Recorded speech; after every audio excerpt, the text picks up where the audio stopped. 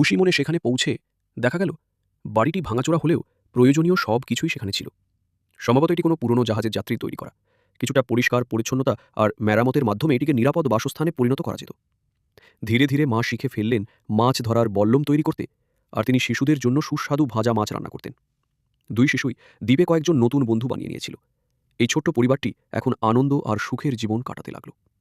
সময় কেটে গেল আর শিশুরা পুরোপুরি দ্বীপের জীবনধারায় অভ্যস্ত হয়ে গেল। একদিন তারা তাদের নৌকাটি এক প্রবালের সাথে বেঁধে মাছ ধরতে গেল। তারা জানত না যে দড়িটা ঢিলে হয়ে যাবে। নৌকাটি ঢেউয়ের সাথে ভেসে গেল এবং তখন তারা জলের মধ্যে একটি হাঙর দেখতে পেল। তারা ভয়ে উঁচু এক পাথরের উপর উঠে গেল। সন্ধ্যার দিকে ছড়িয়ে একটি বড় মাছ ধরল এবং সেটিকে দূরে ছুঁড়ে ফেলে দিল। হাঙরটি রক্তের গন্ধ পেয়ে চলে গেল এবং শিশুরা নিরাপদে তীরে ফিরে এলো। যখন মা এই ঘটনা জানলেন তিনি খুব রেগে গেলেন এবং সতর্ক করলেন যে সূর্যাস্তের আগে যেন তারা ঘরে ফিরে আসে, কারণ রাতে উপকূল খুব বিপজ্জনক হয়ে ওঠে। এরপর একদিন এক ভয়াবহ ঝড় এলো যা তাদের কাঠের ঘরকেও কাঁপিয়ে দিল। বাচ্চাদের ভিজে যাওয়ার হাত থেকে রক্ষা করতে মা একা ছাদ মেরামত করতে গেলেন, কিন্তু এই চেষ্টায় তিনি ঠান্ডায় আক্রান্ত হলেন এবং তা ধীরে ধীরে এক গুরুতর অসুখে রূপ নিল। তিনি আর বিছানা থেকে উঠতে পারলেন না।